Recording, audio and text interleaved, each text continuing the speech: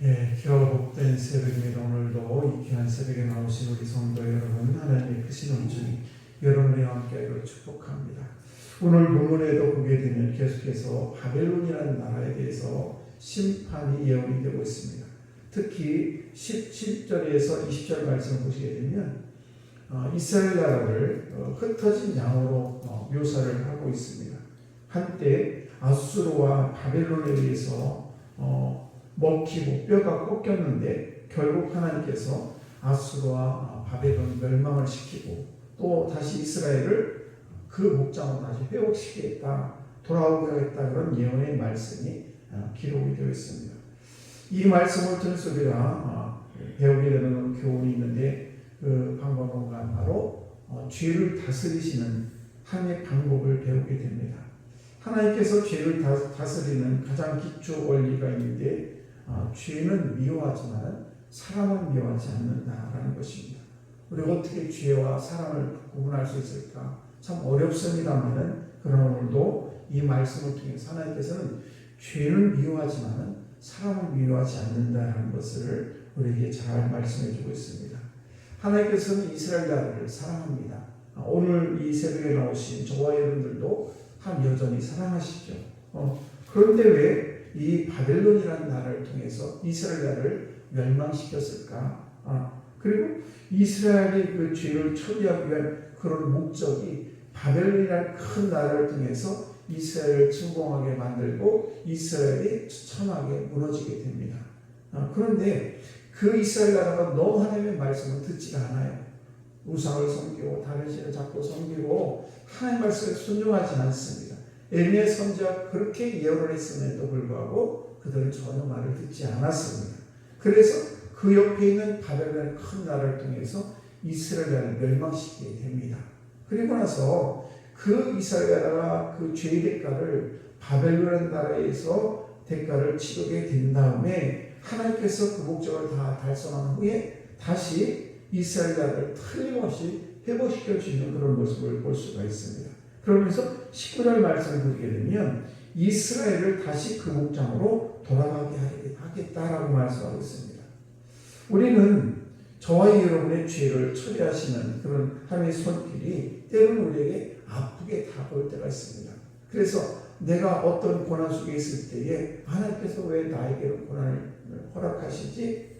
그런 것에 대해서 아파만 하지 말고 때로는 하나님께서 나에게 그런 고난을 주면 이유가 있다는 것을 기억하시고, 그래, 하나님 여전히 나를 생각하고 계시는구나, 하나님이 오늘도 나를 하나님의 자녀로 인정하고 계시구나 하는 것은 사인의 표현이라는 사실입니다. 그래서 우리가 때로는 아프게 여겨질지라도 그것을 감사할 수 있는 그런 마음이 있어야 된다는 사실입니다. 우리가 육신적으로 모든 사람들은 다 편하기를 원해요.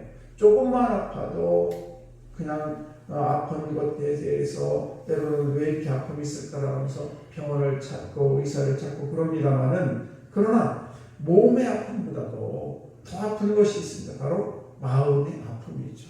여러분 마음의 아픔은 다 해보셨을 것입니다. 몸이 아픈 거는 어디가 부러지면 기부스를 하고 그래도 어느 시간이 지나면 그것이 다 회복이 되는데, 마음이 아픈 것은 회복이 되지 않습니다. 그래서 마음이 아픈 것은 잠을 못 이루게 하고 뼈를 마르게 한 거예요. 그래서 육신이 아픈 것은 피가 좀 흐르고 어디가 곪고 그렇게 됩니다만은, 마음에 문제가 있게 되면, 마음이 아프게 되면 이것을 회복하는데 굉장히 어려움이 있다는 사실입니다. 그런데 하나님께서는 이런저런 역경을 통해서 저들이 마음의 병을 치유하기를 원하십니다. 그 마음의 병이 뭡니까? 바로 우리의 죄악의 병이죠. 우리가 죄를 지면 잠을 잘 수가 없습니다. 그러므로 오늘도 사랑하는 우리 하나님께서는 절대 우리를 사랑하지 않기 때문에 어떤 어려움, 역경을 허락하는 것이 아니라, 어떤 경우에 더 중요한 것은 뭔가 하면 내 마음의 상태를 하나님께서 체험하기를 원하시기 때문에, 그래서 우리의 마음의 상태가 하나님이 주신 마음으로 평안을 얻기 위해서 우리에게 그 고난을 주신다는 사실입니다. 그러면서 19절 말씀 하반부를 보시게 되면, 그가 갈멜과 바산에서 양을 기를 것이다, 이렇게 말씀하고 있습니다. 그리고 뭐라고 합니까? 이 얘기를 뭔가 하면 회복된 땅에서 먹고 마시게 되겠다. 그런 말씀이에요.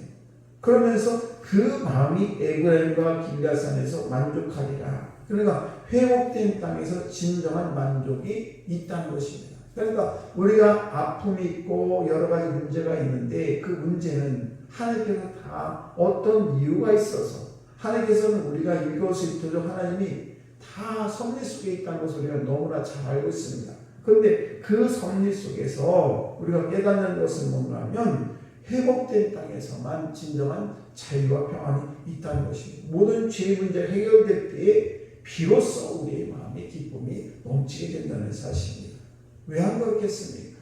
우리가 진정한 그런 문제 해결은 뭔가 하면 우리의 문제가 다 해결될 때, 죄의 문제가 해결될 때, 그럴 때 우리의 모든 문제가 해결된다는 사실입니다. 실제로 바벨론 포로 생활 이후에 이스라엘 백성들은 다른 신들을 섬기는 폐슬이 사라지게 됩니다. 그러니까 바벨론이라는 나라 위에서 이스라엘 나라가 멸망한 후에 그제서 깨닫게 된 우리가 너무너무 잘못했구나. 그동안 우리 민족을 우리나라를 이렇게 살아가신 하나님, 전능하신 하나님 아버지를 우리가 외면하고 다른 신을 섬겼던 것에 대해서 그들이 철저히 회개를 합니다. 그리고는 다시 깨닫게 되고, 그리고 바벨론 포로 이후에 그들이 이를 다른 신을 섬기는 폐습이 사라졌다는 사실입니다. 그러면서 이후부터는 유일신 않고 하나님만을 섬기는 그런 백성이 되었다는 사실입니다. 20절 말씀 보시게 되면 이렇게 기록을 하고 있습니다. 20절 말씀 보시게 되면 여호와의 말씀이라 그날 그때에는 이스라엘 죄악을 찾을지라도 없겠고 유다의 죄를 찾을지라도 찾아내지 못하리니 이는 내가 남긴 자를 용서할 것입니다. 이후부터 그들이 죄를 범하지 않고 하나님을 섬기지 않는 그런 죄를 범하지 않았다는 사실입니다. 사랑하는 성도 여러분, 우리는 항상 하나님의 섭리를 인정하시고 모든 생의 장면에는 하나님의 선한 목적이 있다는 것을 꼭 기억하시고 오늘도 말세에 영적인 전쟁이 더욱더 치열해지고 있는데 그런 영적인 전쟁을 얻을 수 있는 소득이 무엇인가? 그것은 우리가 하나님 안에서 하나님의 자녀로 온전하게 살아가길 원한다는 것을 기억하시고 오늘도 저와 여러분의 생의 어떤 한 시간이라도 어느 장면이라도 우리가 소중히 여기고 그리고 창조적으로 만들어가는 우리 귀한 성도 여러분 되셔서 오늘도 주 예수의 이름을 승리하는 여러분 되시기를 주의 이름으로 축복합니다.